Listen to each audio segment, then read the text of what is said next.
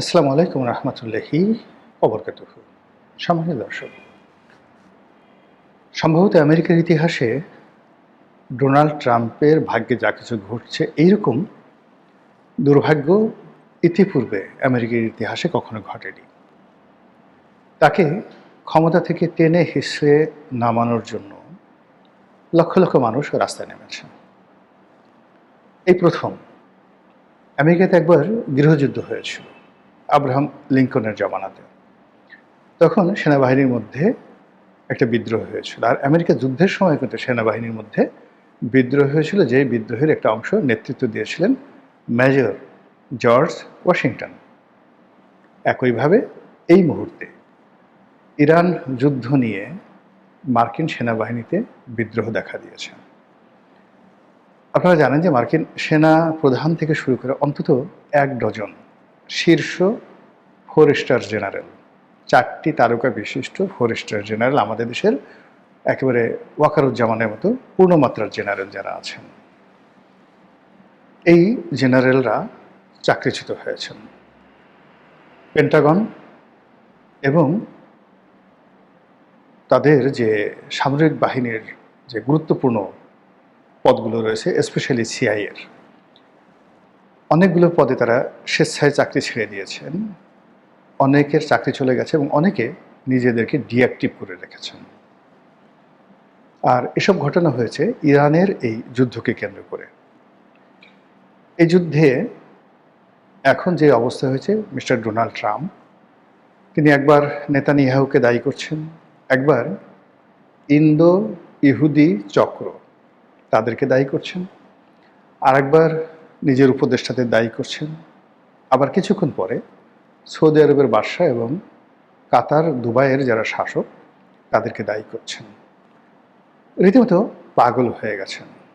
কথা হচ্ছে আমেরিকার আনাচে কানাচে যে এইবার প্রেসিডেন্ট হিসেবে তাকে ইমপিচ করার জন্য কংগ্রেসে বিল আনা হবে এবং তাকে বৈধভাবে আমেরিকার ইতিহাসের যুগান্তকারী যে ইমপিচমেন্ট, এটা ডোনাল্ড ট্রাম্পকে দিয়ে শুরু হবে। এটা গেল মানে যদি সব কিছু স্বাভাবিকভাবে এগোয়। অন্যদিকে যদি অস্বাভাবিকভাবে আগায়, তাহলে জন এফ কেনেডিকে যেভাবে গুলি করা হয়েছে, আব্রাহাম লিঙ্কনকে যেভাবে গুলি করা হয়েছে, কিংবা মার্টিন লুথার কিং জুনিয়র তাকে যেভাবে হত্যা করা হয়েছে, একই ঘটনা ডোনাল্ড ট্রাম্পের ক্ষেত্রে যে ঘটবে না বলা যায় না। তাকে কেন্দ্র করে জনরোষ বাড়ছে।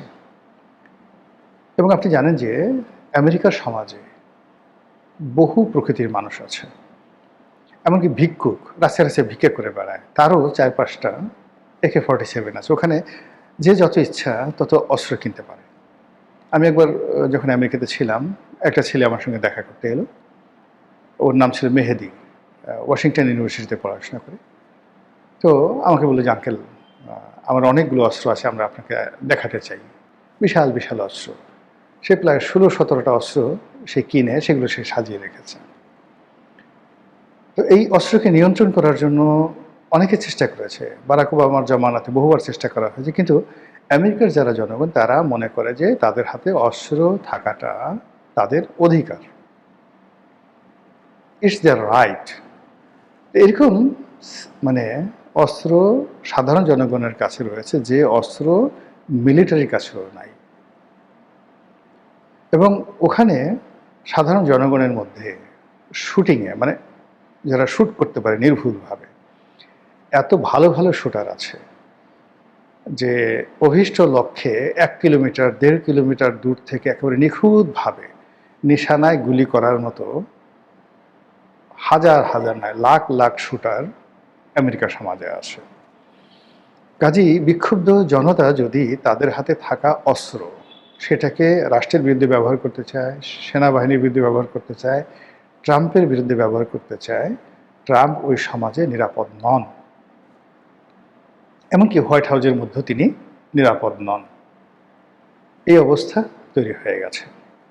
এর বাইরে ইরান যেহেতু এখন একটা ভালো পর্যায়ে আছে, কাজেই ইরানের কিন্তু একটা ইতিহাস আছে। ইতিহাস হলো ইরানের একটা পর্বতমালা আছে, একটা পর্বতমালা, আমি এই মুহূর্তে আমার নামটা মনে আসছে না, যেখানে একটা গ্রুপ, তাদেরকে বলা হতো আত্মঘাতী গ্রুপ, হ্যাসাসিনেশন বা অ্যাসাসিনেশন গ্রুপ। ওইটা নিয়ে একটা লেখা লিখেছিলাম। যিনি এটা প্রতিষ্ঠা করেছিলেন একজন ধর্মগুরু।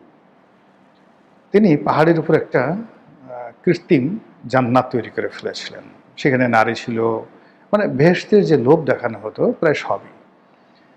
তো বিভিন্ন জায়গা থেকে লোক রিক্রুট করে সেখানে আনা হতো এবং তাকে প্রথম দিন ওভাবে একটা রাজসিংহাসনে সে বসে আছে, নারীরা আসছে, 70 জন হুর আসছে, যারা তার যেন দেখে মনে হয় সে জান্নাতে আছে। তারপরে সকালবেলা তাকে আর একটা রুমে নেওয়া হলো এবং সে পাগল হয়ে গেল। কালকে রাতে সে কী খেলো, কী দেখলো, কী সেক্স করলো, ইত্যাদি ইত্যাদি ঘটনা। পরবর্তীতে তারা বললো যে তুমি কি ওই জান্নাত আবার পেতে চাও? বলে হ্যাঁ, আমি পেতে চাই। তাহলে তোমাকে এই কাজ করতে হবে, এই ট্রেনিং নিতে হবে, এই করতে হবে। এবং এইভাবে সে একটা বিরাট জঙ্গি গ্রুপ তৈরি করলো, যাদেরকে বাংলায় বলা হতো আত্মঘাতী গ্রুপ। 300 বছর সেই পাহাড়ের উপরে থেকে 300 বছর সারা দুনিয়ায়, মানে তখন দুনিয়া বলতে মানে এটা মধ্যযুগে আব্বাসীয় খেলাফতের জমানাতে এটা শুরু হয়। তো 300 ইয়ার্স তারা সমগ্র মধ্যপ্রাচ্য, উত্তর আফ্রিকা, তারপর ইউরোপ, এমনকি আফগানিস্তান থেকে শুরু করে ভারতবর্ষ পর্যন্ত, ওরা যদি কোনো রাজার কাছে চিঠি লিখতো যে আমরা তোমাকে মেরে ফেলব, সেই রাজ দরবারে কান্নারুল পড়ে যেত।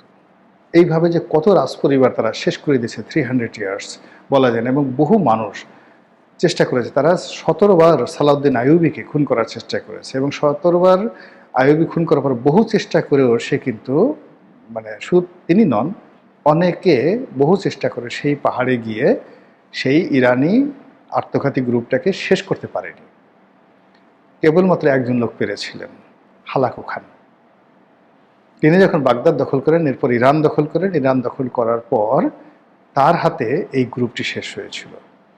তো এই যে আত্মঘাতী গ্রুপ তৈরি করে 300 বছর ধরে পৃথিবীর সমস্ত বড় বড় রাজদরবার থেকে নিয়মিত তারা ট্যাক্স কালেকশন করত এবং রাজারা, মন্ত্রীরা তাদেরকে ট্যাক্স দিয়ে নিরাপত্তা বোধ করত।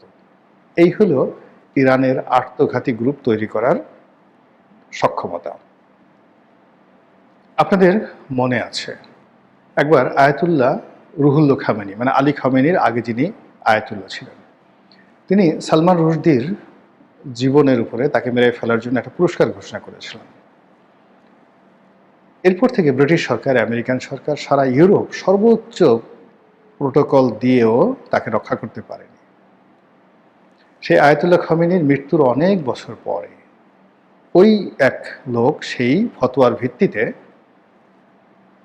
তাকে আক্রমণ করেছে। বহুবার আক্রমণ করেছে, ফেল করেছে, কিন্তু একবার আক্রমণ করে তার একটা চোখ অন্ধ করে দিয়েছে। এখন দেখবেন সালমান রুশদির একটা চোখ অন্ধ। এই হলো আমেরিকার আত্মঘাতী গ্রুপের পারঙ্গমতা। হান্ড্রেডস অফ মুসলিম নয়, মানে মিলিয়নস অফ মুসলিম, ইরানি ভাবাদর্শের মুসলিম, তারা ইরাকের বসবাসকারী, সিরিয়া, পুরো মধ্যপ্রাচ্যে, যারা ইরানের আয়াতুল্লাহদের যে কোনো এই হুকুমকে জান্নাতের টিকিট মনে করে, তারা আমেরিকাতে কি করছে, কি করবে, এটা এখন পর্যন্ত কিন্তু বলা যাচ্ছে না। ফলে কি হলো, আমেরিকার যারা লোকজন তারা তো ইতিহাস জানে, আমেরিকাতে অনেক ইন্টেলেকচুয়াল আছে, বহু বিশ্ববিদ্যালয় ইসলামের এই বিষয়গুলো নিয়ে গবেষণা করে। ফলে তারা যে কোনো মূল্যে এই যুদ্ধটা সমাপ্তি চাচ্ছে, আমেরিকান জনগণ। দ্বিতীয়ত, এই যুদ্ধ যারা করেছে, অনার্য যুদ্ধ যারা করেছে, তাদেরকে বিচার করতে চাচ্ছে। আর তৃতীয়ত, যেহেতু এই যুদ্ধে মোটামুটি ইরানের যে বিজয় এটা নিশ্চিত হয়ে গেছে, কাজে ইরানের সঙ্গে একটা সম্মানজনক সমঝোতা এবং বন্ধুত্ব করতে চাচ্ছে। এবং এটা নতুন না, ইরানের সাথে তাদের বহু শত বছরের পুরনো বন্ধুত্ব ছিল। শুধুমাত্র ইসলামিক রেভলিউশন হওয়ার পর সম্পর্কটা খারাপ হয়েছে, কিন্তু ইরানের যে টোটাল যে সিস্টেমটা, সেই সিস্টেমের সঙ্গে তো তাদের বন্ধুত্ব আজকের নয়, শত বছরের পুরনো বন্ধু। সেই বন্ধুত্ব তাদের আবার হতে পারে।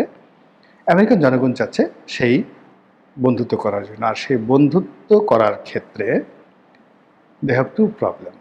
Number one, Donald Trump, আর সেকেন্ড বেঞ্জামিন নেতানিয়াহু, অর্থাৎ এখন ইসরায়েলের প্রধানমন্ত্রী। ইরানের সাথে এই যুদ্ধ যদি আর 2 সপ্তাহ প্রলম্বিত হয়, এই দুজনের কপালে কি আছে বলা যায় না। সারা ইরান জুড়ে এখন বলতে গেলে যুদ্ধের মধ্যে আনন্দ হচ্ছে। একদিকে আকাশে ফাইটার প্লেনগুলো ঘুরে বেড়াচ্ছে ইসরায়েলের এবং যাকে বলা হয় আমেরিকার, আর অন্যদিকে লক্ষ লক্ষ ইরানি নারী এবং পুরুষ অস্ত্র হাতে তুলে নিয়েছে। আমাদের ছেলেরা মেয়েরা যেভাবে গুলি করে, মানে যে খেলনা পিস্তল দিয়ে গুলি করে এক ধরনের বাঘ মারে, হাতি মারে, ওভাবে আকাশে কোনো হেলিকপ্টার দেখলে, প্লেন দেখলে, ক্ষেপণাস্ত্র দেখলে ইরানি জনগণ গুলি ছুঁড়ে সেটার জবাব দেওয়াটাকে একটা আনন্দ মনে করছে। এবং আকাশে বিমান দেখা মাত্রই তারা অনেকে নাচ গান শুরু করে দেয় ইরানের রাস্তায়, এবং এরকম অনেক ছবি চলে আসছে।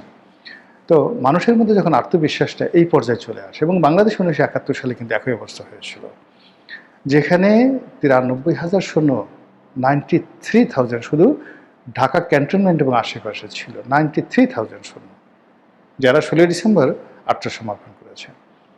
তো সরিয়ে ছিটিয়ে ধরেন আরও ছিল। এই শূন্য, এই বিপুল বিক্রম, এত অস্ত্র, গোলা বারুদ, এর মধ্যে মুক্তিযোদ্ধারা লুঙ্গি পরে তাদের সামনে লুঙ্গি ড্যান্স দিত ওই সময়টিতে।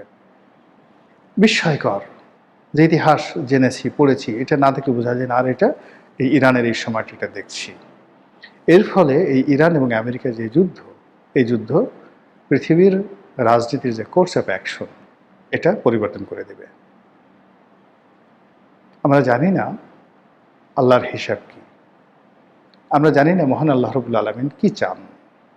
তবে মানুষের মনে জয়, মানুষের মনে ক্ষয়, মানুষের মুখে জয়, মানুষের মুখে ক্ষয়, মানুষের চিন্তায় জয়, মানুষের চিন্তায় ক্ষয়। এই অবস্থা যদি চলতে থাকে,